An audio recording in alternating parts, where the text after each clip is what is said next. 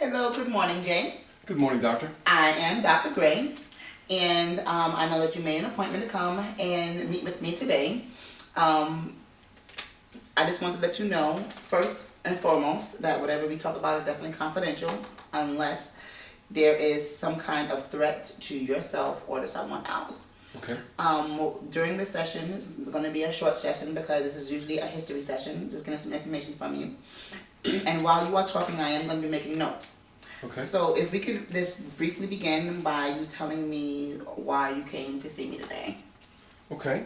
Well, I think I suffers from some kind of anxiety. I went to my physician, and I explained my symptoms, and he said that I don't have anything medically wrong with me, and so he recommended that I come and see you.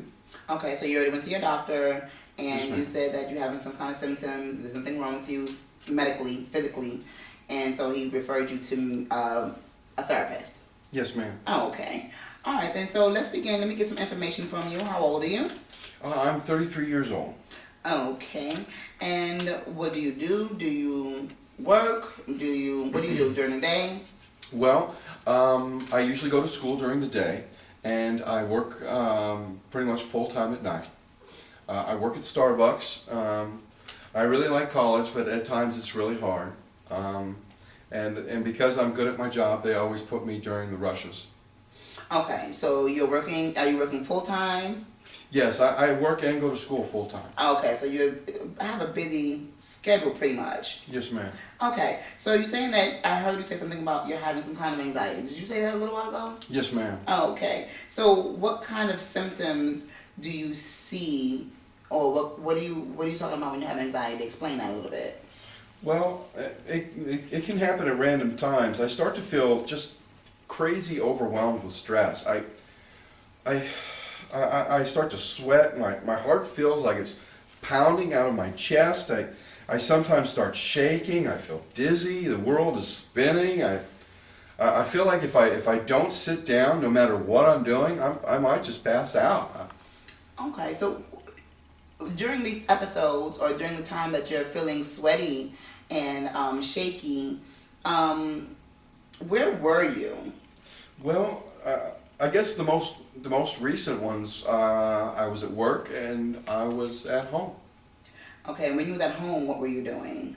I was studying. I like to study by myself, so I was studying in my room. Okay, and when is the first time that you realize that these episodes or attacks started? All right. Well, let me think. I guess you could say that it was a couple of years ago, probably around my sophomore year in college. It was during finals. I was studying, and I think it might have happened in the past, but it wasn't very intense, you know. So I don't think I realized what it was. But this time it was intense. This time it was so intense that it overwhelmed my sense of, something is not right here. So you had a few in the past. Yes, ma'am. Okay, so on a scale of 1 to 10, what do you think the highest level of your last one was? 1 being the lowest, 10 of course being the most intense. Okay, I would have to say probably a 7. It was pretty intense. Okay, and you've had a few, and how often do they occur? Do they occur once a month, once a week? How often do they occur? I would say that now they're probably on average about twice a week. Twice a week? Yes, ma'am. And I've noticed that they usually happen during times of stress, when things are really hectic at work, or even when I'm by myself. I try to find patterns, but it doesn't seem to matter whether people are around me or not. It doesn't seem to matter if it's this place or that place. It's just when I get stressed out, I just feel like my body becomes the enemy for a little bit. Okay, now you said it when you're by yourself. Do you live by yourself? Well, no, actually I live in a dorm. I have 3 roommates, but I have my own room and bathroom. Okay. Okay, so that's good. So where were they when you was having... One of them was in his room, and I told them. Have you told anybody else? Yes, my coworkers basically tell me that I'm I'm exaggerating and that, simply go outside and take deep breaths. I think my boss is starting to think that I'm a procrastinator or simply lazy, but my mother's the one that told me that I might be having some kind of panic disorder and that I needed to see a physician. Okay. Well, that's good that you did bring up your mom, because that was going to be my next question.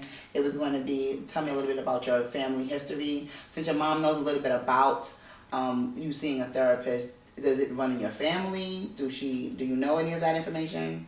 Well, my mother did tell me that my grandfather on my father's side died of alcoholism, and she's told me that my aunt from her side is a recovering alcoholic. Okay, so do you drink a lot? Like, what are your drinking patterns? No, before these panic attacks, I would have told you that I rarely drink, but I guess the truth of the matter is I drink a bit more now. I feel like maybe if my senses are a bit more dulled, I won't feel these panic attacks so intensely. So I guess you could say that I usually only drink socially on the weekends with my friends, but the truth is I do drink more. Okay, so on average, about during the week, how often do you drink, and do you get drunk, or are you just taking mild beers or liquor? Well, I would say that I probably don't drink more than 3 times in one day. And sometimes I do get drunk when, it's a party and my friends are having a lot of fun. I guess you could say sometimes I get drunk, sure, but I couldn't be an alcoholic. I mean, I'm only 33. Well, chances are that you're an alcoholic or suffering from that. I don't see that as of right now. But it seems like you may have some kind of dependency on the alcohol, which could be a little bit correlated with your stress and work. But you just need to realize that alcohol maybe stirring with your nerves so that it may have your anxiety. It may be an onset for that. Okay. But off of the drinking, you were saying that you were having this attack also when you were studying and at work. So you work about 40 hours a week, yes, and you go to school, you're a full-time student, right? Yes. Okay, so what I've gathered here today, this is just brief, we definitely need to probably see each other again.